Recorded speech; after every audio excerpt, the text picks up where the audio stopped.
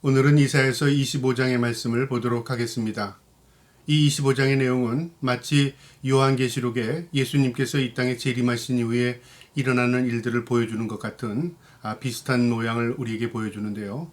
우리 주님께서 이 땅에 오셔서 구원받은 백성들을 천국에 입성시키시고 그 다음에 마지막 죄악된 인생들을 심판하시는 모습을 오늘 이 이사야서 25장에 그대로 보여줍니다. 이 25장을 통해서 공의를 실천하시는 하나님, 그리고 사랑으로 하나님의 구원받은 백성들을 천국에 입성해 영원한 하늘잔치를 베푸시는 그 하나님의 사랑을 깨닫는 저와 여러분 되기를 주님의 이름으로 축복합니다. 25장 1절에 여호와여 주는 나의 하나님이시라. 내가 주를 높이고 주의 이름을 찬송하리오니 주는 기사를 옛적에 정하신 뜻대로 성실함과 진실함으로 행하셨음이라. 미래 완료령으로 기록되어 있는데요. 하나님의 그 성실하심, 하나님의 그 진실하심이 세상을 심판하심을 통해서 나타난다는 거죠. 하나님은 공의의 하나님이시라고 우리가 말합니다. 그 공의는 하나님의 법입니다. 하나님의 뜻대로 세상을 심판하시고 그리고 하나님의 뜻대로 구원받을 백성을 구별하여 천국에 입성시킵니다. 오늘 이 25장은 바로 그 사실을 우리에게 다시금 재확인시켜주는 내용인데요. 2절에 보니까 주께서 성읍을 돌무더기로 만드시며 견고한 성읍을 황폐하게 하시며 외인의 궁성을 성읍에 되지 못하게 하사 영원히 건설되지 못하게 하셨으므로 하나님 앞에 범죄한 인생들 그리고 악한 세상들을 하나님이 심판하시는데요. 여기는 성읍, 이것은 바로 세상을 의미합니다.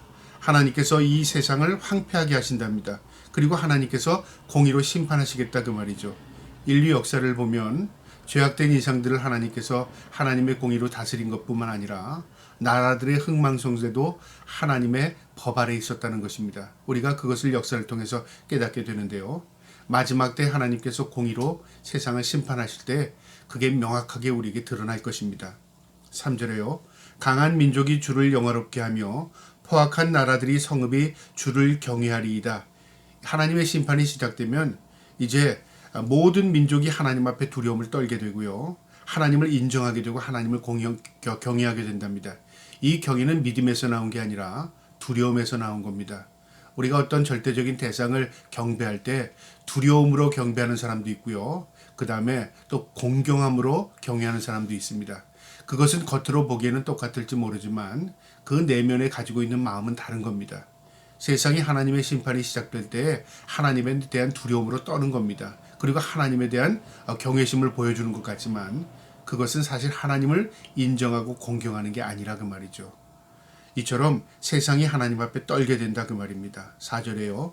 주는 포악한 자의 기세가 성벽을 치는 폭풍과 같을 때에 빈궁한 자의 요새이시며 환난당한 가난한 자의 요새이시며 폭풍 중에 피난처시며 폭양을 피하는 그늘이 되셨사오니 하나님은 이 심판 가운데서도요. 하나님이 하나님의 택함받은 백성, 빈궁한 자, 하나님이 택함받은 백성입니다. 환난 당하는 자, 모두 하나님 앞에 국률을 입은 자들입니다. 폭풍 가운데서도 하나님께서 요새같이 지켜주신답니다. 그리고 태양빛 아래 뜨거운 태양이 내려질지라도요. 하나님께서 그들의 그늘이 되어주신답니다. 그러니까 시편 기자에서 반복되는 내용과처럼 하나님은 나의 산성이시오 요새시오 방패시오 나의 그늘이 되시며 이러하는 이 시편 기자들이 고백했던 이 고백의 내용이요. 이 이사야서 25장을 통해서 구원받은 백성들이 마지막 때 하나님 앞에 경배하며 이렇게 하나님을 경배한다 그 말이죠. 하나님은 나를 지키시는 자요 나의 요새시오. 하나님은 나를 보호하신 방패가 되셨고 또 하나님은 나의 피난처가 되시며 그늘이 되셨습니다. 이처럼 우리의 인생을 조명하면서 고백할 날이 있을 것입니다. 그래서 이것은요 찬송입니다. 하나님을 영화롭게 하고 하나님을 경배하는 찬송이 이 마지막 때에 우리 모든 택함받은 백성의 입을 통해서 고백될 것입니다. 5절에요. 마른 땅의 폭양을 재함같이 주께서 이방인의 소란을 그치게 하시며 폭양을 구름으로 가림같이 포악자의 노래를 낮추시리라. 하나님께서 뜨거운 태양, 세상으로부터 오는 환난, 핍박, 고통, 고난 이 모든 것들을 하나님께서 다 제해 주신답니다. 그리고 이방인들의 그 폭압을 하나님께서 다 제해 주신답니다. 그러니까 하나님께서 세상의 모든 고통을 우리의 모든 눈물을 다 씻겨주실 날이 있다 그 말이죠. 그래서 우리는 믿음으로 사는 것이 소망 가운데 사는 것입니다. 무엇을 바라보고 사냐면 천국의 소망을 두는 것입니다. 그리고 하나님께서 모든 것을 심판하시고 회복될 날을 우리가 마음으로 그리며 그 소망 가운데 하나님을 바라보고 사는 것이죠. 이 소망을 가진 자들이 하나님께서 큰 위로를 베푸실 것입니다. 이제 6절부터 8절까지의 내용은요. 그 하나님 앞에 구원받은 택함받은 백성들이 천국에서 하나님 앞에 참된 기쁨을 누리는 날이 온다 그 말이죠. 천국잔치죠. 이 천국잔치를 하나님께서 하나님의 택함받은 백성에게 배설하는 모습을 보여주는데요.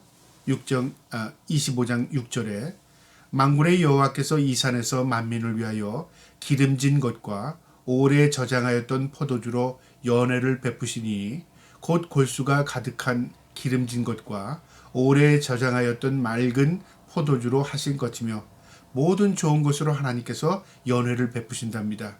이 맑은 포도주, 그것은 아주 고귀한 값진 그런 의미고요. 그 다음 기름진 것, 풍성한 것을 의미하고요. 우리를 배부르게 하나님께서 베푸르신답니다. 만족하게 하신다 그 말이죠. 어디에서요? 하나님께서 택함받은 백성들을 천국 잔치에 초대해서 그곳에서 영원히 복락을 누리면서요. 기쁨과 감사함과 즐거움으로 우리의 삶을 만족하게 채워주신답니다. 참 위로가 됩니다. 7절에요. 또 이 산에서 모든 민족의 얼굴을 가린 자 가리개와 열방 위에 덮인 덮개를 제하시며 하나님께서 이제는 모든 우리에게 덮여졌던 것, 우리가 알지 못했던 것, 우리가 깨닫지 못했던 것들을 다 제거하신답니다. 하나님께서 이제 모든 것을 다 드러내 주신다 그 말이죠. 우리가 그동안 세상에 살면서 이해하지 못했던 것, 깨닫지 못했던 것, 그리고 알지 못했던 것들을 하나님께서 마치 장박을 우리의 그 그늘진 것들을 다 덮개를 제거하듯이 하나님께서 다 그것을 우리에게 깨닫고 알고 볼 수 있게 해주신다는 거죠. 그때는 그래서 그랬군요. 하나님 고난이 왜 우리에게 유익했는지 알겠습니다. 하나님 우리에게 눈물이 어떤 의미였는지 알겠습니다. 하나님 그때 내가 절망했던 게 어떤 의미였는지 깨닫게 하심을 감사합니다. 그럴 날이 올 겁니다. 왜냐하면 우리가 지금은 무엇이 덮어져 있는 상태라서 앞을 보지 못합니다. 그러나 그 모든 것들이 다 덮어진 것이 제거되는 순간에요. 우리는 이 세상에 내가 알지 못했던 것들이 이렇게 많았구나. 하나님께서 나 하나를 구원하시기 위해서 이런 놀라운 역사를 하나님 베풀어 주셨구나. 그걸 깨달을 날이 있을 것입니다. 8절에요. 사망을 영원히 멸하실 것이라 주 여호와께서 모든 얼굴에서 눈물을 씻기시며 자기 백성의 수치를 온 천하에서 제하시리라. 여호와께서 이같이 말씀하셨느니라. 하나님의 약속의 말씀입니다. 사망을 영원히 멸하신다. 사망을 제하신다. 영원히 살게 하신다 그 말이죠. 그 다음에 우리의 고통, 절망, 우리의 눈물, 그 눈물을 씻겨주신답니다. 이젠 눈물이 없는 곳이다 그 말이죠. 그리고 우리 자기 백성의 수치를 온 천하에 제하신다. 우리가 그동안 고통받고 수치당했던 것, 억울했던 이 모든 것들을 하나님께서 깨끗이 씻어주신답니다. 9절 말씀 보겠습니다. 그날에 말하기를 이는 우리의 하나님이시라 우리가 그를 기다렸으니 그가 우리를 구원하시리로다. 이는 여호와시라 우리가 그를 기다렸으니 우리는 그의 구원을 기뻐하며 즐거워하리라 할 것이며 여기 기다렸다는 말이 반복해서 나옵니다. 그날에 말하기를 이는 우리의 하나님이시라 우리가 그를 기다렸으니 이 기다렸다는 말은 무엇이냐? 우리가 참고 인내했다 그 말이죠. 하나님께서 마지막을 심판하시고 공의를 실천하시고 하나님께서 우리를 구원하시고 사랑을 베푸시는 그날을 인내하고 참고 기다렸다 그 말이죠. 그래서 우리는 이 땅에서의 삶이 믿음을 가지고 소망 가운데 기다리는 삶입니다. 믿음은 있는데 기다림이 없다. 그건 믿음의 완성이 되지 못하고요. 소망은 있는데 기다리지 않았다. 그건 소망이 아닙니다. 우리가 참된 믿음으로 소망 가운데 하나님의 그 은혜와 긍휼을 기다린다면 우리가 이 땅에서요 믿음을 지키며 하루하루 인내하며 사는 것입니다. 그리고 하나님께서 하나님의 때에 하나님의 방법대로 역사하는 것을 우리가 깨닫게 될 것입니다. 그래서 기다림은 믿음입니다. 저와 여러분이 그 믿음의 삶, 기다림의 인내의 삶을 실천하며 살아갈 수 있기를 축복합니다. 10절에요. 여호와의 손이 이 산에 나타나시리니 모압이 그 거름물 속에서 초계가 밟힘같이 10절입니다.